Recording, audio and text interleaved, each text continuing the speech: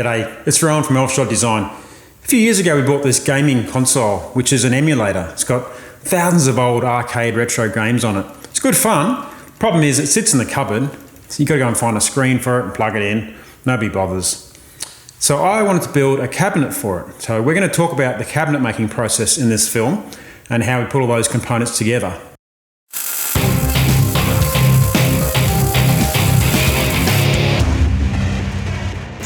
I'm not a cabinet guy, so I don't have a track saw or any fancy gear. Just using a good old circular saw and a straight edge guide for most of the cuts. I'm using 16mm MDF for the panelling because it's rigid enough to stay flat without being too heavy. I start designs like this in 3D. I use Blender, which is free 3D modelling software. It does take practice though. All I do is manipulate really basic shapes, but that still takes a bit of time investment. It's so useful for visualising ideas though.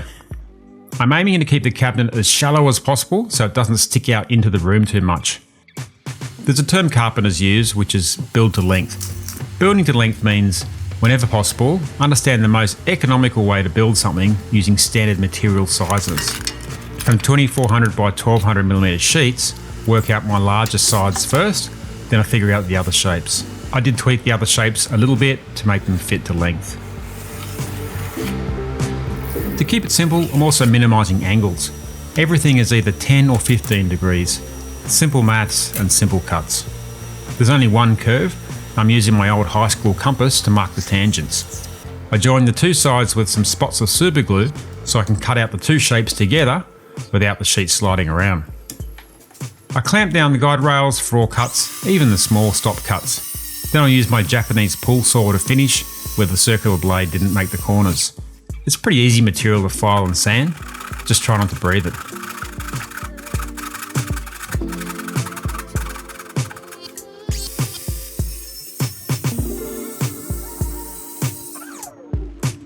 So as you can see here, I've got the two sides joined together so I can get two exact sides, but it does add a bit of weight. So I've been trying to cut out as many of the easy bits as I can, just cutting out all these waste sections.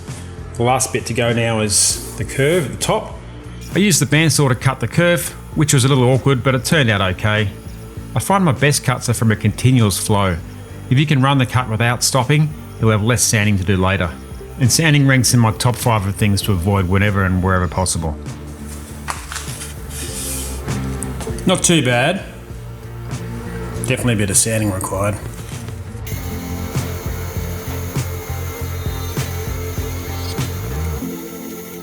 With bobbin sand it didn't really work. It's a bit too awkward and heavy to keep it level, so I'm going to take it outside where it belongs. I'll hit it with the curve of the belt sander and see how we go.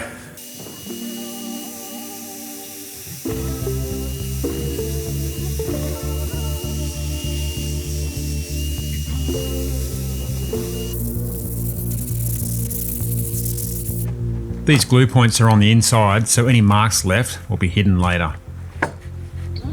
Now I can prime and seal these panels and route out a slot in the back for the rear panel.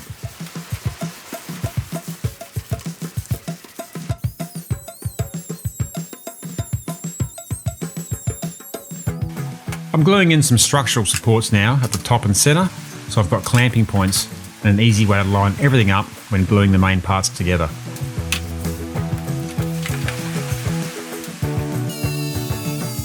While I'm preparing the thinner 7mm MDF rear panel, I've framed up an access point so it's easy to access the power board that'll be tucked in the back.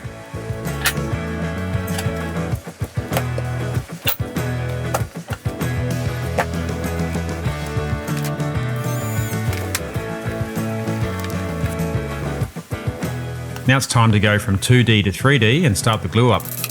My shed floor is nice and flat, so I've laid down one side on the floor. I'm gluing and screwing the top and centre shelf first. Having these two elements in place allows me to sit the other panel on top without getting in a tangle.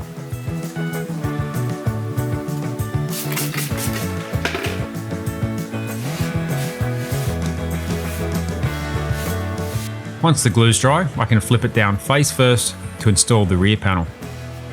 Now the cabinet has some structural integrity, it'll be easier to detail all the bits that hold the screen and stuff.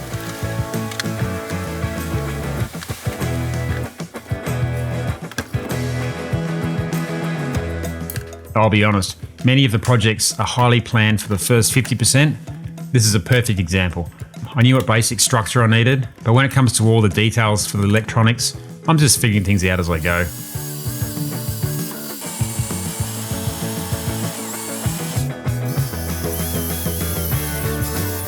I'm always thinking of the end goal.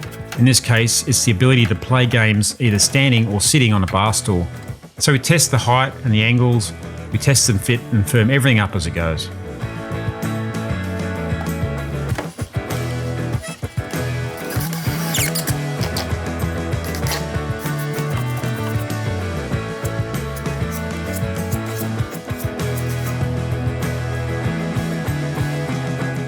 The speaker was the hardest part because I wanted to be able to access the on and off button for it, which is on top.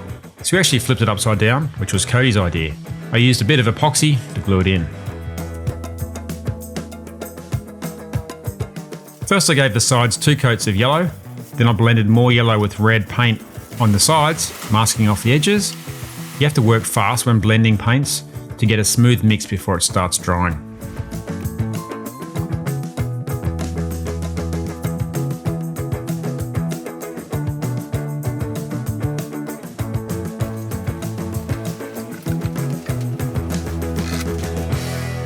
I made a frame from the leftover 7mm MDF, which is only fixed with double-sided tape in case it needs to come back out for a monitor replacement. I added a couple of brackets to the gaming console at the back just to hold it in place.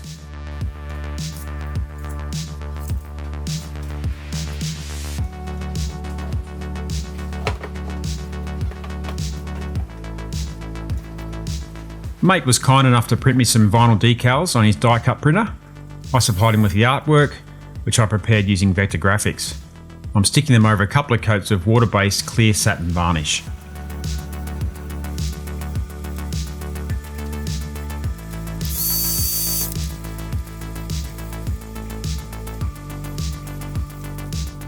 To add some visual interest for the top face, I designed a little ninja face.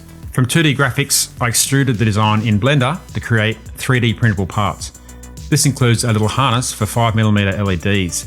They have flickering LEDs in red and orange, which shine out the sides, and yellow LEDs for his eyes. I printed the parts on my 3D resin printer, then primed and painted them using modelling acrylics.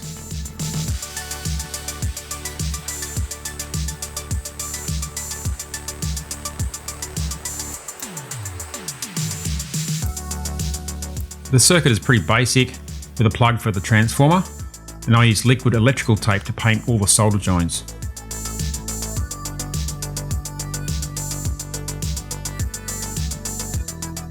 The whole top plate is built like a drawer, so I can easily slide it out if I need to. It's just a friction fit.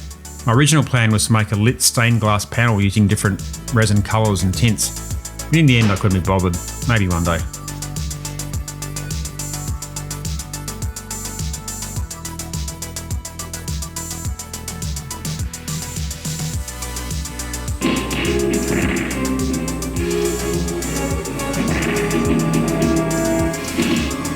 This turned out pretty good. It's good having access to the speakers so we can leave the sound off if we've got music playing. This was a fun build and it's a popular addition to our clubhouse. Thanks for watching.